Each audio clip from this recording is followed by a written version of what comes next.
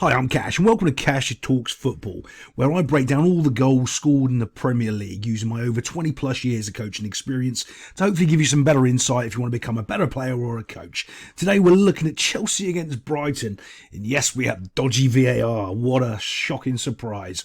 Right now we're going to first off look at this corner that's coming in as it gets floated into the box right here.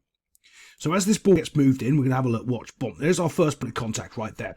So as we can see there, there's one thing that you always want to look for is, do you see like you've got two sets of players here, and there's no Chelsea player in between them, and there's no Brighton player in between them. You never really want two players to be like together like that, if that makes sense, because it means you're not doing anything. You might as well just have one of your players there. You don't need both of your teammates out there like doing that, because there's no one in between them, so you can actually separate themselves, if that makes sense.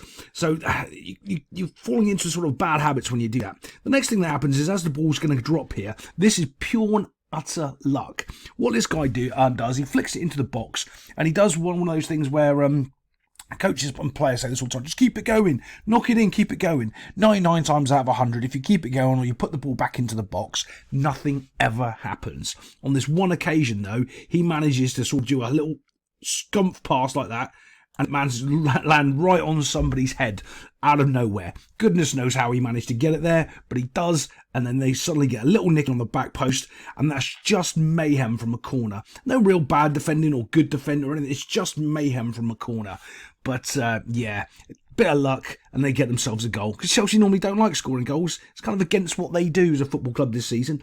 But let's get on to the next goal and see what we can find. Next goal's coming up straight away from another corner again. If you have a look though, you see what I'm talking about, where you've got these players and they're kind of all doing the same task while you've got other players around. You'll see what I mean more in a moment. So let's move this ball forward as it goes. Bosh, as it goes on here, we can see that there's a couple of players. To be honest, everyone's marking everyone. Everyone's doing the right job, really, for Brighton. But I just think they're getting out beaten physically on this. So if you watch what's happening when this ball comes across, just like the last one, big man at the back post just seems to just do a little bit more than they do, right there, Buff. A little bit more than them. You know, he's fighting with him, but he's just a little bit stronger. And that's all that matters, really, I think, here. Because, quite frankly, they're both kind of doing the same thing, fighting for the ball, but one's just a little bit stronger. But also, when he has the shot here, they give this goal because it goes over the goal line. You can't really see it in this play, but here it'll jump off to the guy on the back post, and he heads it in. Let's watch this. Watch. As it goes across, he heads it in, and that's the goal there. It breaks the goal line. So, right, it's 2-0. But let's get on to the more controversial stuff and the VAR nonsense so we can, move on. All right, let's look at Brighton's first goal. So, when this ball comes in, you can see that this guy's completely and utterly unmarked on his own here. This is where you get three midfielders, or you get people that are Chelsea are kind of all over the place, to be honest, as a team. Some days they look great for about 20 minutes and they look terrible for 20 minutes. But you can't have a person unmarked right there. One of your centre-backs has to go if your midfielders have been caught out. And it gives them all the space and time in the world to pick out this pass, right? Bob, there we go. Now you've got a problem, because all of a sudden, do you go to the... Right, let's try to explain it a little bit better. You've got this guy here, right, whose body shape's a little bit out of way. He has to go and pressure this ball and stop this guy doing anything. But also, because no one went to pressure this guy, he gets a free run. This centre-back now can't go out wide here. He has to track this run. He has to. But let's watch what happens. Do you see as he's starting to go over there, he has to stay. He can't go out wide here because he's got to start with that run. Now, what that enables to happen, you can see that little tiny pocket of space that's opened up.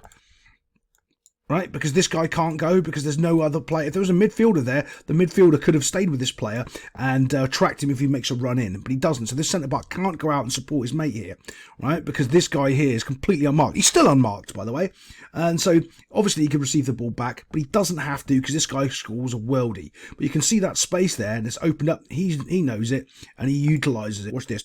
In he goes, and puts it straight into the far corner. Great quality goal, but that comes from all that space in the midfield opening up, the centre-back not being able to step out, and then the centre-back not being able to come over and protect the left-back because there's nobody in that centre midfield where they're supposed to be. Yeah, let's get on to the next goal. And we're getting on to the penalty decision that is never, ever a penalty. And oh, God, it's so bad. Yeah, it is so bad. Right, so they're on a break. Obviously, Brighton are going and looking for the equaliser, trying to get something out of this game. And as we move this on, you can see how big and how open it is as it goes on. Let's just get straight to the penalty. We don't need to go through all. Yep, here gets the situation where they pass the ball through the middle of the field, and all we're going to watch now is who's strong on the ball and who's not. Let's just watch. As it goes through, he's going through. Modric, I mean, it's a waste of 100 million quid in my opinion. Player's terrible. Going through, all he has to do is be strong, stand up, and try to get a shot off, get anything off, because the keeper's coming out, get it past the keeper. Doesn't. He just gets completely bullied off the ball, not really pushed, not really fouled, but they give this a penalty. Let's show you on the VAR and show you a little close-up, a little bit tighter, so you can see how bad this is. So as you can see from this angle, it looks like the defender's got in possession of the ball. This guy's body shape is leaning into the defender. The defender's just got his arms out. Being strong, he's allowed to do that. Absolutely nothing wrong with that whatsoever. And as we move this forward, watch. He's just being strong. He's not shoving the guy. He's not extending his arm through the guy or any of that. Look, just there we go. Bosh, just being strong. Keeper comes out, and apparently that's a penalty. Yeah, completely ruined the game. And because Brighton were quite, in it at that point. And obviously Chelsea were down to 10 men. But yeah, completely ruined the game. Good old VAR, ruining it for everybody again. Of course, they score the penalty. Not a bad taking penalty. He just steps up, puts it into the net box. Nothing big and important to see here, guys. Runs up, runs up, puts it into the corner. There we go. Let's get on to the last goal.